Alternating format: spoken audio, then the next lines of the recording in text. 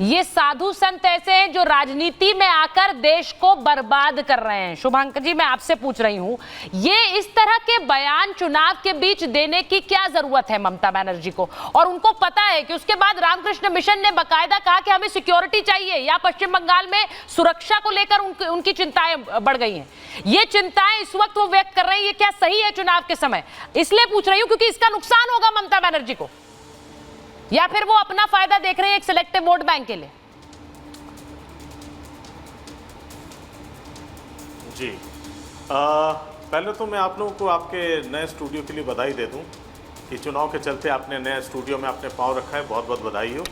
और इसी के साथ जो आपकी जो बात है कि अभी आप नए स्टूडियो से आप नए तरीके से ममता बनर्जी पर प्रहार कर रही हैं, तो मैं आपको ये बता दूं कि सेलेक्टिव अप्रोच किसका है, ये आपकी जो ऑडियंस है वो बहुत अच्छे से देखती है, जानती है, समझती है। और मैं और बात बताऊं कि जैसे आपने कहा ना कि बीएसएस सबसे पहले अगर ये भारत सेवाश्रम संघ के तरफ से होता, उन्होंने खुद को पहली दूरी बना ली। जो उनके यहाँ पे उनके महाराज जी ने जो कमेंट पहले दीदी के ऊपर जो किया था, उससे बाकियों ने तो दूरी बना ली। इसी तरीके से आपके रामकृष्ण मिशन ने भी दूरी बना ली।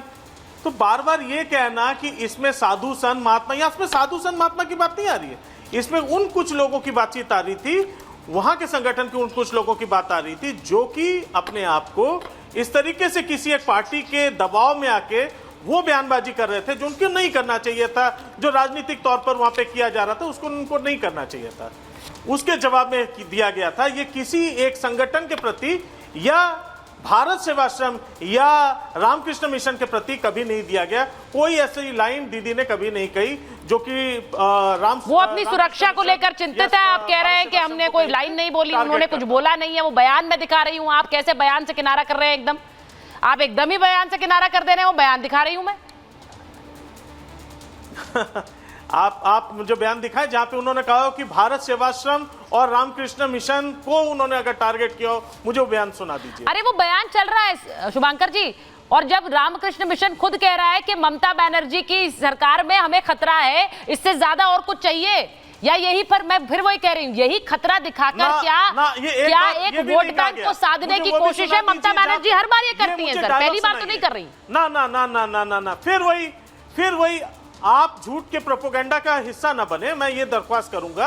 आप मुझे वो लाइन सुनाएं जहां रामकृष्ण मिशन ने कहा कि रामकृष्ण मिशन को खतरा है। अच्छा। मुझे वो लाइन प्लीज सुनाएं। अच्छा। जब भारत सेवाश्रम संघ ने कहा है कि मुझे यहाँ पे हम लोग को अपने अस्तित्व का खतरा है, तो मुझे वो लाइन सुनाएं, तब मैं आपसे यहाँ पे माफी मांग के उठ जाऊंगा। ठीक है, शुभांकर जी कह रहे हैं, एक मिनट, के शर्मा जी वो ये कह रहे हैं कि क्योंकि रामकृष्ण मिशन का नाम नहीं लिया उन्होंने, भले ही जो बात कही हो, वो कह रहे हैं कि सीधे किनारा कर रहे हैं। वो कह रहे हैं उनके बारे में बोला ही नहीं। आज प्रधानमंत्री ने अपनी रैली से बोल दिया कि बंगाल में जिस तरह से रामकृष्ण मिशन को राजनीति का हिस्सा बनाया गया, ये दुर्भाग्यपूर्ण है। अरे बाबा, प्रधानमंत्री जी ने तो और भी कई बातें बोली। के शर्मा जी की आवाज नहीं आ रही। मंगलसूत्र छीन लेंगे और ये सब भी बातें बोली थी, क्या वो सच था? के शर्मा जी की आवाज ठीक कराइए चेतन, हम उन्हें सुन नहीं पा रहे हैं। मैं स्टूडियो में वापस आ रही हूँ। मैं एक बार जरा जो इस पूरी राजनीति में जो बयान आ रहे हैं उनकी बात एक बार करना चाहती हूँ। वरुण जी, आपने अगर सुना आ गया, ठीक है, आवाज आ रही है। के शर्मा जी का ऑडियो दीजिए। देखिए, मैं अपनी बात हाँ बोलिए बोलिए। हाँ, देखिए, पहले तो आपने अपने नए स्टूडियो में आमंत्रित किया, उसके लिए धन्यवाद। लेकिन मैं फिलहाल आपको जानकारी है, आपसे हम आई थी बनारस, मैं बनारस में हूँ और चुनाव भर में काशी क्षेत्र में ही रहने वाला हूँ। पुनः आते ही दिल्ली में निश्चित तौर से आऊंगा।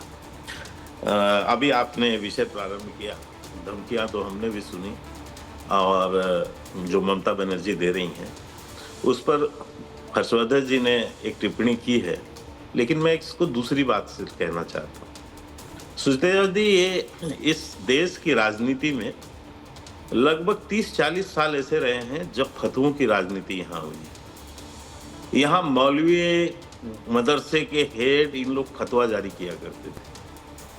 जो लोग फतवा जारी करते थे उनके अगेंस्ट बोलने की इनकी ना हिम्मत है ना औकात है। ये कभी नहीं बोल पाएंगे। ये हिंदू साधु संतों को डरा सकते हैं, धमका सकते हैं, फतवों का तो स्वागत करते हैं।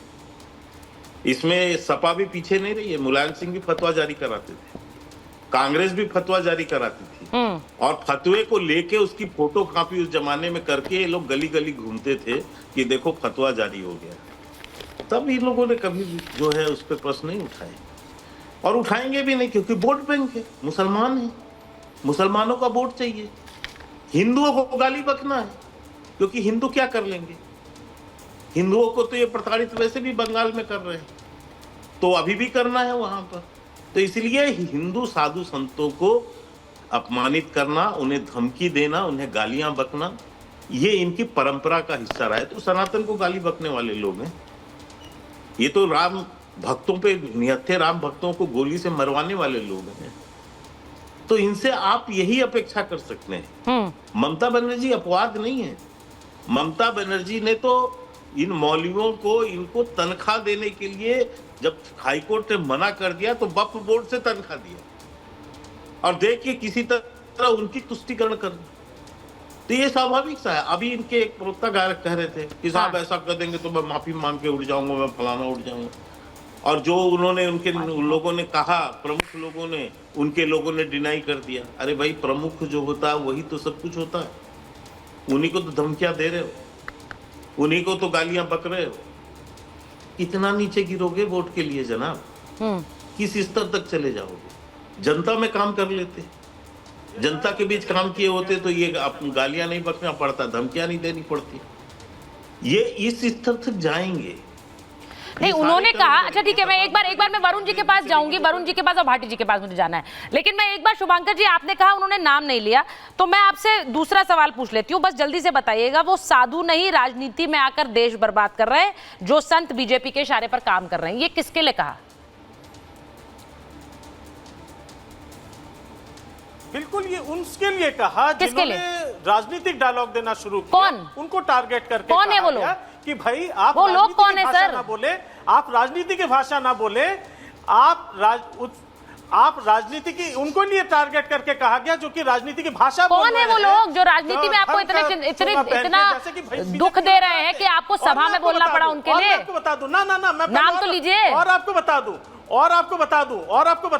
ठीक है, और आपको बता दूं, जैसे कि इन लोगों ने पूरा एक पूरा ये नाम नहीं लेंगे, पूरा बना रखा है ना। बार बार कहा जा रहा है कि नहीं, आप थोड़ा सा ज्ञान दीजिए ना हमारे दर्शकों को, बताइए किसके लिए कहा गया है। आपने इसको हिंदू मुस्लिम का कलर दे दिया। यहाँ तो हिंदू मुस्लिम का कलर ही नहीं है, यहाँ हिंदू मुस्लिम का कलर ही नहीं था, क्योंकि बंगाल में मैं हिंदू मुस्लिम का कलर देना भी नहीं चाहती हूँ। मैं सीधे सवाल पूछ रही, बोला किसके लिए? अगर सभा से आप बोल रहे हैं तो आप वाकई चिंतित हैं, और अगर ममता दीदी चिंतित नहीं होती तो वो इतनी बड़ी बात नहीं कहती। आप बताना नहीं चाहते किसके लिए कहा? ठीक है, मैं झूठ तो ये लोग बराबर बोलते हैं। ठीक है, झूठ बोलते हैं। मोदी जी बार बार जो मंगलसूत्र छीन लेंगे, ये छीन लेंगे, वो छीन लेंगे, वो कहाँ का नोटिफिकेशन बोलते थे? ठीक है, कहाँ की भाषा बोलते थे? गालियां किसको देते थे? आज तक किसको गाली देते आ रहे? ठीक है, मैं एक बार भाटी जी के पास जा रही हूँ, भाटी जी के पास जा रही हूँ। भाटी जी, और यही इनका चलता आज तो इनके पास अपने आज तो 79 सीटों वाले दावे पर बहुत हमला किया है प्रधानमंत्री ने।